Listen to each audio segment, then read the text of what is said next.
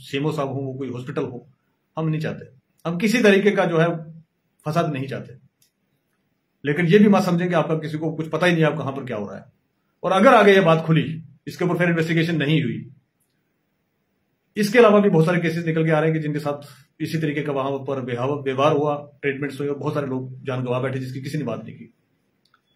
हम उन सब केसों को भी लेके निकलेंगे अगर इस केस की इन्वेस्टिगेशन शिफ्ट करना है। जीएमसी रजौरी शिफ्ट करते हैं इसको। चलिए जी, पेपर वर्क होता है, काफी हो हल्ला होने के बाद उसको एक एम्बुलेंस दी जाती है और एम्बुलेंस में रात को 11:20 में लाके डाला जाता है।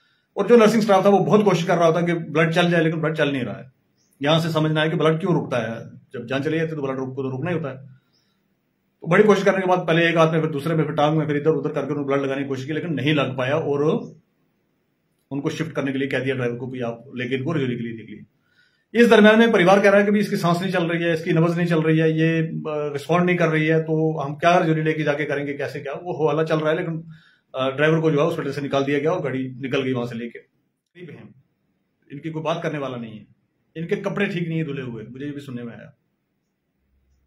और बड़ी बदकिस्मती की बात ये कि एसटी के लोग, माल मवेशी पालने वाले, चराने वाले, शेड्यूल ट्राइब, ये सोच के अगर कार्रवाई नहीं की जाएगी तो आप ये मत सोचना कि भैया इसके ऊपर हम बात करना बंद कर देंगे या इसको मसले को ऊपर तक नहीं लेके जाएंगे। मेरा सिंपल इतना कहना है आपसे। 36 आवर्स अभी से आपका टाइम शुरू है, आप इसके ऊपर कार्रवाई करिए और फेयर इन्वेस्टिगेशन करके जो है उस बच्ची को इंसाफ दिलाइए। आज आपकी तरफ छोटे छोटे बच्चे, आयजा 3 साल की, राशिद 6 साल का, उसका हस्बैंड फारूक, उसकी मदर शमीम अख्तर, उसका भाई, उसका अस्सलाम वालेकुम वरहमतुल्लाहि वबरकातुहू। नमस्कार, आदाब, सत श्री अकाल साथियों।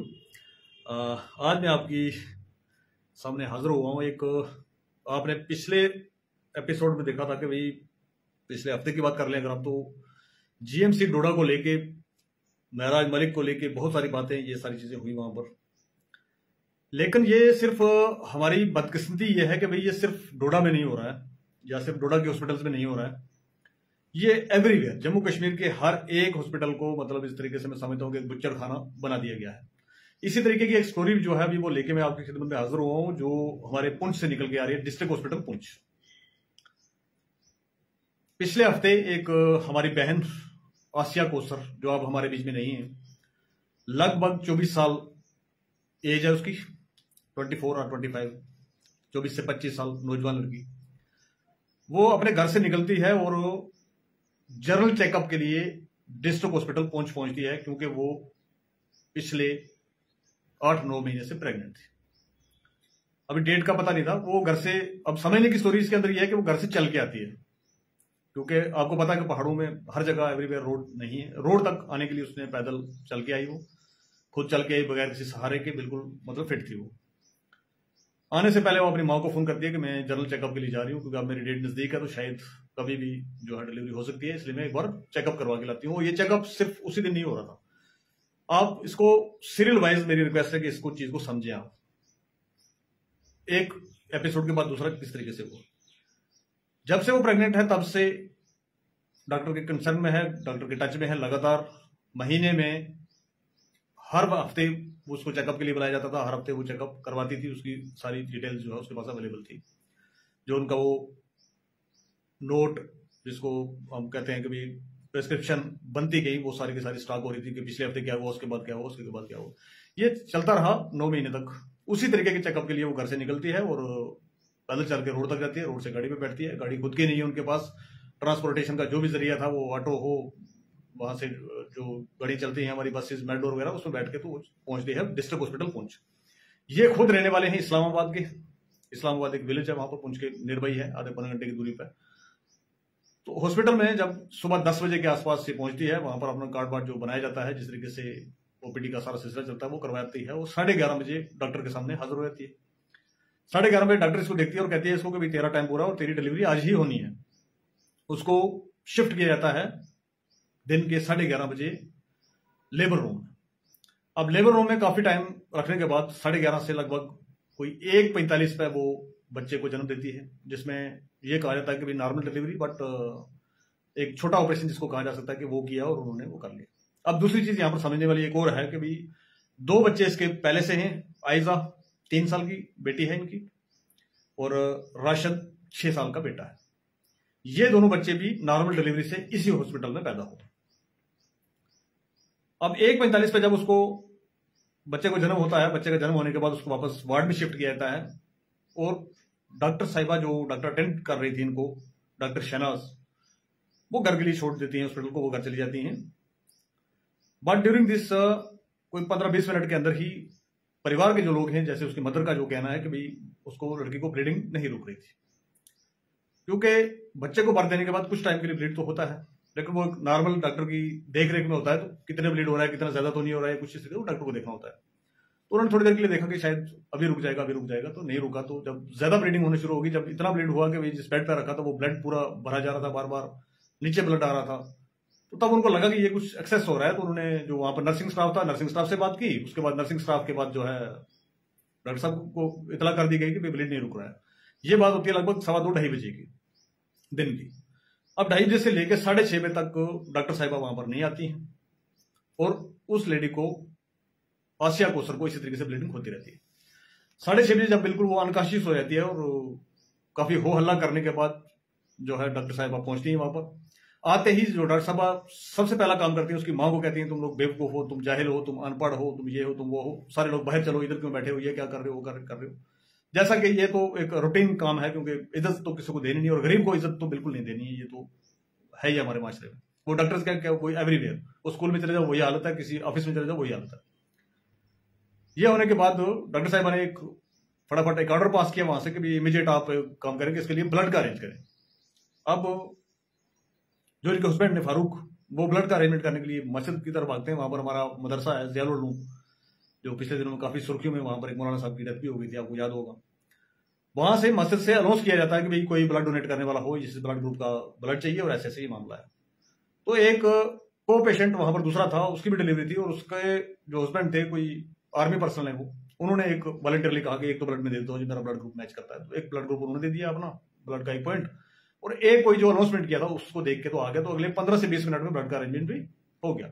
अब वो 2 ब्लड की जो पॉइंट्स थे वो लगाना शुरू कर दिए डॉक्टर साहब ने, और 6:45 शाम को 6:45 पे उसको दोबारा ओटी में शिफ्ट किया जाता है, ऑपरेशन थिएटर में, और कहा जाता है कि भाई ऑपरेशन करना पड़ेगा इसका, अब बड़ा ऑपरेशन करना पड़ेगा। पहली बात तो यह है कि अभी हमें समय से परे है कि भाई एक बार छोटा ऑपरेशन करके आपने डिलीवरी करवा ली, अब बड़ा ऑपरेशन करने की क्या जरूरत पड़ गई। एक सवाल यहां पर उठता है कि भाई कहीं ना कहीं कोई ना कोई मिस्टेक तो हुई जिसकी वजह से ब्लीड होना शुरू हो।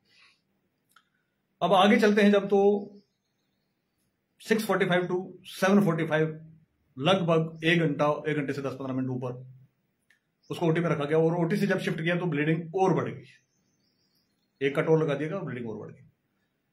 जब ब्लीडिंग नहीं रुक रही थी तो ये रात को कोई 8-8:30 बजे की आसपास की बात है, तो उसकी मदर ने डॉक्टर को बोला कि जी दोबारा ब्लीड हो रहा है। तो वो जब आई चेकअप करने के लिए, तो उसने जो कहा गया है हमें उस लेडी की मदर के द्वारा कि भाई उसके पेट के ऊपर इस तरीके से हाथ मारा कि जहां मतलब ये ऑपरेशन करने के बाद जहां टांगे लगे हो तो इस तरीके से कभी कोई कर नहीं सकता। डॉक्टर ने ऐसे हाथ मारे, ये वो किया कि भाई नहीं कुछ नहीं है वो, ठीक है जी। अब ब्लीडिंग नहीं रुकती है, तीसरे ब्लड का भी अरेंज किया जाता है। अब वो तीसरा ब्लड नहीं लगाया जाता और इस दरमियान में वो अनकॉन्शियस होती है। परिवार को ये बताया जाता है कि ओटी से शिफ्ट किया तो अभी बेहोश है, इसको बेहोश किया था, ये वो सारी चीजें चलती है। बट परिवार का ये कहना है कि उसकी 9 से 10 के आसपास में मतलब बिल्कुल ही बैच वगैरह चलनी बंद हो गई, ब्लड जो लगा रहे थे वो जा नहीं रहा था, तो इसका मतलब कि वो खत्म हो गई थी, मर गई थी। लेकिन डॉक्टर साहिबा ने उनको कहा जी आप एक ऐसा नहीं चलेगा, आप एक काम करना है, इमीडिएट इसको रजौरी शिफ्ट करना है, जीएमसी रजौरी शिफ्ट करते हैं इसको। चलिए जी, पेपर वर्क होता है, काफी हो हल्ला होने के बाद उसको एक एम्बुलेंस दी जाती है, और एम्बुलेंस में रात को 11:20 में लाके डाला जाता है। और जो नर्सिंग स्टाफ था वो बहुत कोशिश कर रहा था कि ब्लड चल जाए, लेकिन ब्लड चल नहीं रहा है। यहां से समझना है कि ब्लड क्यों रुकता है, जब जान चली जाती है तो ब्लड को तो रुकना ही होता है। तो बड़ी कोशिश करने के बाद पहले एक हाथ में, फिर दूसरे में, फिर टांग में, फिर इधर उधर करके उन्होंने ब्लड लगाने की कोशिश की, लेकिन नहीं लग पाया, और उनको शिफ्ट करने के लिए कह दिया ड्राइवर को भी आप लेकिन इनको रजौरी के लिए निकलिए। इस दरम्यान में परिवार कह रहा है कि भी इसकी सांस नहीं चल रही है, इसकी नब्ज नहीं चल रही है, ये रिस्पॉन्ड नहीं कर रही है, तो हम क्या रजौरी लेके जाके करेंगे, कैसे क्या। वो हो हल्ला चल रहा है, लेकिन ड्राइवर को जो है हॉस्पिटल से निकाल दिया गया और गाड़ी निकल गई वहां से लेके। 4-5 लोग फैमिली के, जिसमें उसकी मदर, उसका हस्बैंड, उसके हस्बैंड का भाई, उसका भतीजा, 4-5 लोग जो गाड़ी में थे अवेलेबल। अब गाड़ी चलना शुरू हुई तो रास्ते में उनको लगा कि यार ये तो अब बिल्कुल ही ठंडी पड़ गई है, अब बिल्कुल खत्म हो गई है, सांस भी नहीं आ रही है, हम तो हॉस्पिटल से कह रहे हैं। तो आप कह रहे हो कि इसको रजौली लेके जाना, तो डेड बॉडी को रजौली लेके क्या करना है हमने। तो काफी हो हल्ला होने के बाद ड्राइवर जो था एम्बुलेंस का, उसने कहा कि जी ये काम कर लेते हैं, हम रास्ते में सुरनकोट हॉस्पिटल पड़ता है, एसडीएच सुरनकोट, तो हम वहां पर दिखा लेते हैं एक बार, वहां पर दिखा लेते हैं एक बार कि भाई जिंदा है कि नहीं है, मर गया क्या हुआ। तो वहां पर लाया जाता है, तो उसका ईसीजी वगैरह किया जाता है। जो भी डॉक्टर वहां पर ड्यूटी पे होता था, तो उस ड्यूटी पे डॉक्टर ने कहा कि ये तो ब्लड डेड, इसको तो आप मुर्दा लेके आए हो यहाँ पर ईसीजी करने का क्या फन है, ये मर चुकी हुई है, आप इसको ले जा सकते हैं।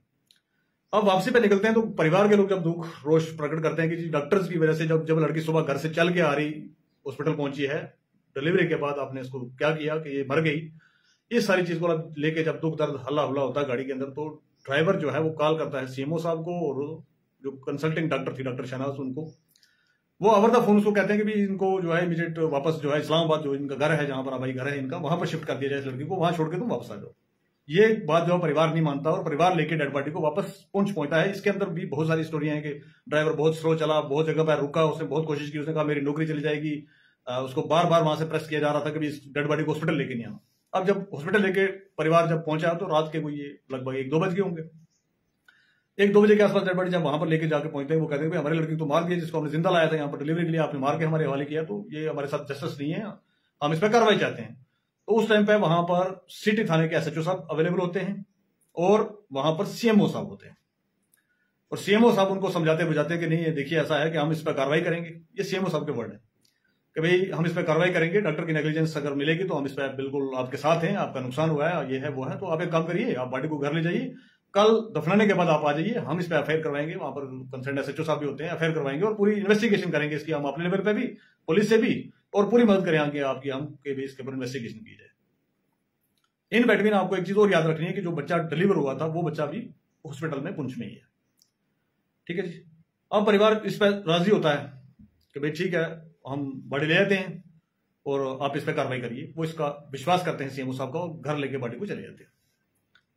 इन बिटवीन किसी कोई मीडिया या सोशल मीडिया का कोई रिपोर्टर आता है वहां पर, वो थोड़ी सी स्टोरी भी इनकी कवर करता है रात को कि भाई ऐसे ऐसे हुआ, ये उन्होंने जो भी परिवार के लोग थे उन्होंने अपनी बयान दर्ज करवाया उसके सामने भी। अगले दिन वो चले जाते हैं घर पर, तो लोग आना जाना शुरू होते हैं क्योंकि मौत का मामला है, अब दफन करना है। तो नेक्स्ट डे 3 बजे लड़की जो है उसको दफन कर दिया जाता है। दफन करने के बाद हमारे यहाँ जैसे लोग आना शुरू होते हैं, खत्मा दुआएं ये सारी चीजें शुरू हो गई, और 3 दिन के बाद वो लोग वापस जाते हैं हॉस्पिटल में। उसमें 7-8 लोगों का डेलीगेशन होता है, जाके सीएमओ साहब से पूछते हैं कि भाई डॉक्टर को बुलाइए और उससे बात करिए कि ये ऐसा क्यों हुआ, उसका हमें दें कोई इन्फॉर्मेशन कि भाई क्यों हुआ, और आपने कहा था कि हम इसके ऊपर बिल्कुल पूरी कार्रवाई करेंगे, वो कार्रवाई क्या की आपने, वो कार्रवाई भी बताई जाए। तो सीएमओ साहब का जवाब मिलता है कि जी डॉक्टर यहां नहीं आएगी, आपको जो भी लीगल कार्रवाई करनी है वो आप कर सकते हैं, जाके करिए, यहां से जाइए। ये वही सीएमओ साहब है जिन्होंने पहले दिन बॉडी वहां से निकालने के लिए और लोगों का गुस्सा ठंडा करने के लिए कहा कि आप घर जाइए, हम कार्रवाई करेंगे इस पर। और कार्रवाई बनती भी थी, करनी चाहिए थी। वो आगे डिस्कस करेंगे क्यों कार्रवाई नहीं हुई और क्यों इसको जो है नेग्लेक्ट किया गया, आगे इसमें क्या होने वाला वो भी सारी चीजें डिस्कस करेंगे। तो यहां तक एपिसोड समझ में आता है जी। उसके बाद कोई गांव का खड़पेंच एक और उठता है और वो आता है तो डॉक्टर्स के साथ बैठता है, कहता है नहीं जी डॉक्टर्स की तो इसमें कोई गलती नहीं है, ठीक है उसकी मौत आई होती तो मर गई। ठीक है जी, कोई भी हॉस्पिटल आए तो उसकी मौत आई होती है, वो तभी हॉस्पिटल आता है। तो इसलिए जो है वो गुजारिश करता हूं मीडिया वालों को कि भी इसको वो ना किया जाए, ये ना किया जाए। जब परिवार से बात होती है, एक दूसरा रिपोर्टर जब उसको कर रहा होता है तो वो रिपोर्ट देखने लायक है, आप सब लोगों ने देखी होगी, शराज लड़के का नाम है जो रिपोर्टिंग कर रहा है। उस टाइम के साथ और सारी चीजों के साथ उसने बताया कि कब किससे क्या बात हुई, कैसे क्या हुआ, मतलब पूरी कोशिश की गई दबाने की। अब मामला यह है कि भाई ये डॉक्टर शहनाज साहिबा जो हैं, ये एक एससी फैमिली पुंछ के बहुत इन्फ्लुएंशियल लोगों में से आते हैं। तो ये इतना कोई आसान काम तो था नहीं कि भाई इसको केस को इमीडिएट जो है वो पुलिस पकड़ लेती या सीएमओ साहब कुछ कर लेते या डीसी साहब कुछ कर लेते, क्योंकि अगर कर सकते होते, कोई इनके पास संवैधानिक पावर जो दे रखी है संविधान ने, वो अगर उसको एक्सरसाइज करते तो अभी तक कार्रवाई हो गई होती, लेकिन ऐसा नहीं हुआ। तो यहां से पता चलता है कि कितना इन्फ्लुएंस और कितने इन्फ्लुएंशियल लोग हैं। अब आज सुनने में आया है कि भाई फारूक जो उस लड़के का हस्बैंड है, वो इंसाफ की गुहार लगाने के लिए उसने एक एप्लीकेशन लिखी, एसएसपी साहब के पास भी छोड़ी, एसएचओ साहब के पास भी छोड़ी और डीसी साहब के पास भी छोड़ी। अब हमें देखना है कि क्या इस फैमिली को इंसाफ मिल सकता है या नहीं मिलता है। मेरे 3-4 सवाल हैं। वीडियो काफी लंबा हो गया, 14-15 मिनट का वीडियो हो गया, आप सब लोगों ने बड़े गौर से सुना, इसके लिए बहुत शुक्रिया। क्या ये बुच्चड़ खाने जो हमारे चल रहे हैं डिस्ट्रिक्ट्स के अंदर, जीएमसीज के अंदर, इसके ऊपर बात करनी चाहिए कि नहीं करनी चाहिए, और करनी चाहिए अगर तो फिर किस तरीके से, जिस तरीके से अभी महराज मलिक को जीएमसी में बात करने के लिए टारगेट किया जा रहा है, लेडी के खिलाफ ये बोल दिया, उसके खिलाफ ये बोल दिया, उसके खिलाफ ये बोल दिया, सारी चीजें आप सुन रहे हैं। तो अगर नहीं बात इसके ऊपर की जाएगी, कोई इलेक्टेड रिप्रेजेंटेटिव इसके ऊपर बात नहीं करेगा, कोई सोशियो पॉलिटिकल एक्टिविस्ट इसके ऊपर बात नहीं करेगा, लोकल लोग इस पर बात नहीं करेंगे, ब्रदरी बात नहीं करेगी, लोकल जिसको हम कहते हैं सिविल सोसाइटी बात नहीं करेगी, किसी के प्रेशर में रहेगी, किसी के दबाव में रहेगी, तो इन गरीब लोगों की बात कौन करेगा? और क्या इस पर बात नहीं होनी चाहिए? अब ये जो केस है, इस केस को मैंने पूरी डिटेल से आपको समझा दिया। आपको क्या समझ में आया कि भाई क्या इसमें क्लियर केस ऑफ नेग्लिजेंस नहीं बनता है? और please clear case of negligence नहीं, मैं तो कहूंगा ये तो दीदा दानिस्ता दिन को मर्डर की तरह है। जब लड़की ब्लीड कर रही थी तो डॉक्टर उसको अकेले छोड़ के क्यों गई? छोड़ के अकेले गई तो उस स्टाफ ने डॉक्टर को बार बार रिपीटेडली, जो सुनने में आया कि इन्फॉर्म किया। अगर नहीं किया, डॉक्टर को नहीं पता चला, तो क्यों नहीं पता चला? ये स्टाफ की गलती है। हॉस्पिटल कहां पर सो रहा था? क्योंकि एक ही डॉक्टर है उनके पास। क्या ये डॉक्टर आई, उसने ऑपरेट किया, बिल्कुल बकरे की तरह काटा, ब्लड पे फेंका और घर चली गई? क्या ये सवाल नहीं बनता है? अगर उसका ड्यूटी आवर्स भी खत्म हो गया था तो दूसरी डॉक्टर उसकी जगह नहीं थी क्या वहां पर देखने के लिए? एक ही डॉक्टर है, वो घर भी जाएगी और वापस आके करेगी, ऐसा क्यों था? इसका जवाब सीएमओ साहब दें। It's a clear case of negligence, और मैं कहूंगा ये clear case of murder, day broad light murder, इसको हम कह सकते हैं, किया गया। और अफसोसनाक यह है कि एडमिनिस्ट्रेशन, वहां के पुलिस स्टेशन, वहां के एसएसपी साहब, वहां के सीएमओ साहब किस बात का इंतजार कर रहे हैं कि भाई कोई हो हल्ला हो, कोई बहुत मसला जो तूल पकड़े, तब जाके उस पर कार्रवाई करेंगे? कि उससे पहले कार्रवाई करनी चाहिए थी आपको। अगर यही एपिसोड, सेम एपिसोड रिपीट हुआ होता सीएमओ साहब की बेटी के साथ, ये भी तो किसी की बेटी थी ना, 25 साल की, 3 बच्चों की, अब 2 बच्चे पहले की और एक अब का, 3 बच्चों की मां, अब उन बच्चों का कौन वाली वारिस है यहां पर? और यही केस अगर आपके घर में होता तो आप क्या करते? यही केस आपकी डिस्ट्रिक्ट एडमिनिस्ट्रेशन के बाकी लोगों से पूछना चाहता हूं कि आपके घर में होता तो क्या करते? क्या आप शेल्टर करते डॉक्टर को, हॉस्पिटल को, या जिसकी गलती है उसको शेल्टर करते आप? ये 3-4 चीजें हैं जो मैंने आपके सामने रखी हैं। आप अपनी राय कमेंट बॉक्स में लिखें और डालें। मैं आज इस वीडियो के द्वारा डिस्ट्रिक्ट एडमिनिस्ट्रेशन पुंछ, सीएमओ साहब पुंछ, एसएचओ साहब पुंछ से मुखातब होकर एक बात कहना चाहूंगा कि भाई अगले 36 घंटे के अंदर आप कार्रवाई करिए। It's an ultimatum. हम इस बच्ची की मौत को रायगढ़ नहीं जाने देंगे। अगर यह सोच के आपको लगता है कि गरीब हैं, इनकी कोई बात करने वाला नहीं है, इनके कपड़े ठीक नहीं है धुले हुए, मुझे ये भी सुनने में आया, और बड़ी बदकिस्मती की बात यह कि एसटी के लोग, माल मवेशी पालने वाले, चराने वाले, शेड्यूल ट्राइब, ये सोच के अगर कार्रवाई नहीं की जाएगी तो आप ये मत सोचना कि भैया इसके ऊपर हम बात करना बंद कर देंगे या इसको मसले को ऊपर तक नहीं लेके जाएंगे। मेरा सिंपल इतना कहना आपसे, 36 आवर्स अभी से आपका टाइम शुरू हुआ, आप इसके ऊपर कार्रवाई करिए और फेयर इन्वेस्टिगेशन करके जो है उस बच्ची को इंसाफ दिलाइए। आज आपकी तरफ छोटे छोटे बच्चे, आयजा 3 साल की, राशिद 6 साल का, उसका हस्बैंड फारूक, उसकी मदर शमीम अख्तर, उसका भाई, उसका बाप, और एसटी की पूरी कम्युनिटी जम्मू कश्मीर की, जिसको हम 3rd लार्जेस्ट कम्युनिटी कहते हैं, वो आपकी तरफ देख रही है कि भाई क्या आपके हाथों इंसाफ होता है या नहीं होता है। मेरी डिमांड है कि सबसे पहले एफआईआर दर्ज की जाए, पुलिस भी इस पर इन्वेस्टिगेशन करे, और वो सीएमओ साहब जो कह रहे थे कि मैं इन्वेस्टिगेशन करूंगा, इस पर बाद में की नहीं, वो भी इस पर इन्वेस्टिगेशन करे, और डीसी साहब इसको खुद अपने हाथों में लें, इसके अंदर इन्वॉल्वमेंट लें, और ये सोच के लें कि ये बच्ची हमारी है। चाहे वो सीएमओ साहब हो, चाहे डीसी साहब हो, चाहे वहां के एसएचओ साहब हो, चाहे एसएसपी साहब हो, आप सब लोग ये सोचेंगे ये बच्ची हमारी है। ये केस हमारे घर में भी हो सकता था, तो अगर होता तो आप क्या करते? उसी हिसाब से इसकी फेयर इन्वेस्टिगेशन हम चाहते हैं। अभी भी बड़ा दिन, ईद का दिन गुजरा है, अभी जो दिन जा रहे हैं ये कुर्बानी के दिन है। इन सबको मद्देनजर रख के आप अपने रब को हाजिर नाजर रख के इन्वेस्टिगेशन, फेयर इन्वेस्टिगेशन करें। हमारे पास सफिशिएंट प्रूफ, सफिशिएंट चीजें पहुंच चुकी। मैं नहीं चाहता कि कल को किसी का कैरियर खराब हो, वो कोई डॉक्टर हो, वो कोई सीएमओ साहब हो, वो कोई हॉस्पिटल हो, हम नहीं चाहते। हम किसी तरीके का जो है फसाद नहीं चाहते, लेकिन ये भी मत समझें कि आपका किसी को कुछ पता ही नहीं है आप कहां पर क्या हो रहा है। और अगर आगे ये बात खुली, इसके ऊपर फिर इन्वेस्टिगेशन नहीं हुई, इसके अलावा भी बहुत सारे केसेस निकल के आ रहे हैं कि जिनके साथ इसी तरीके का वहां पर व्यवहार हुआ, ट्रीटमेंट्स हुए, और बहुत सारे लोग जान गंवा बैठे जिसकी किसी ने बात नहीं की। हम उन सब केसों को भी लेके निकलेंगे अगर इस केस की इन्वेस्टिगेशन ठीक से ना हो। हमारे यहां कहावत है कि मरने से तो कुछ नहीं, लेकिन मौत को घर दिख जाएगा। तो ये घर दिख चुका हो, ये बुच्चड़खाना जो हमारा पुंछ का डिस्ट्रिक्ट हॉस्पिटल है, जिसके ऊपर पूरे डिस्ट्रिक्ट का लोड है, बहुत सारी कमियां हो सकती हैं, मान सकते हैं आपको पास बहुत सारी चीजों के लिए सेटअप नहीं है, बहुत सारी बिल्डिंग्स अच्छी नहीं है, सारी चीजें मान सकते हैं हम। वो नालायकी है वहां के पॉलिटिकल लीडर्स की। पॉलिटिकल जमात जितनी भी है हमारी, उनकी नालायकी वो हमेशा से रही है। लेकिन किसी बच्चे की जान इस तरीके से चली जाएगी और उसके ऊपर कोई बात नहीं करेगा, ये कतन बर्दाश्त नहीं किया जाएगा। अगले 36 घंटे के अंदर अगर आप कार्रवाई करते हो, एप्लीकेशन आपके पास पहुंच गई, SHO साहब के पास अलग से पहुंच गई, SSP साहब के पास अलग से पहुंच गई, DC साहब के अलग से पहुंच गई। रिटन एप्लीकेशन, फॉर्मल एप्लीकेशन, क्योंकि फॉर्मल के बगैर आप लोग कुछ करते नहीं। अब इसके ऊपर अगर कार्रवाई नहीं होती है, FIR दर्ज नहीं होती है और इन डॉक्टर साहिबा और हॉस्पिटल के खिलाफ छानबीन नहीं होती है, तो हम समझेंगे कि इंसाफ करने में आप असमर्थ रहे।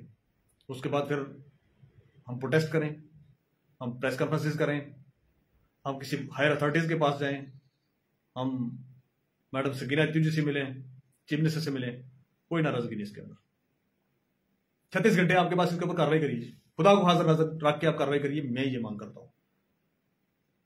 और आप सब लोग जितना देख रहे हैं इस वीडियो को, आप सब लोगों से रिक्वेस्ट है कि इसको शेयर करें और अपनी राय कमेंट में जरूर लिखें, क्योंकि ये बहन बेटी आपकी भी हो सकती है, ये बहन बेटी किसी और की भी हो सकती है। ये जरूरी नहीं कि वो कोई एक परिवार, गरीब मजलूम परिवार जिनके पास आज इस्लामाबाद से पहुंचाने के किराए के पैसे भी नहीं है, वो परिवार ना हो कि आपका परिवार भी हो सकता है। नेग्लिजेंस किसी के साथ भी की जा सकती है और इनको अगर ठीक टाइम पे सीधा नहीं किया जाएगा, ठीक टाइम पे इनको अकाउंटेबल नहीं बनाया जाएगा, तो किसी के साथ भी कभी भी कोई भी हादसा हो सकता है। आप अपनी राय कमेंट में जरूर लिखें और इस वीडियो को जितना हो सकता है ज्यादा से ज्यादा शेयर करें। बहुत बहुत शुक्रिया। अल्लाह हाफिज।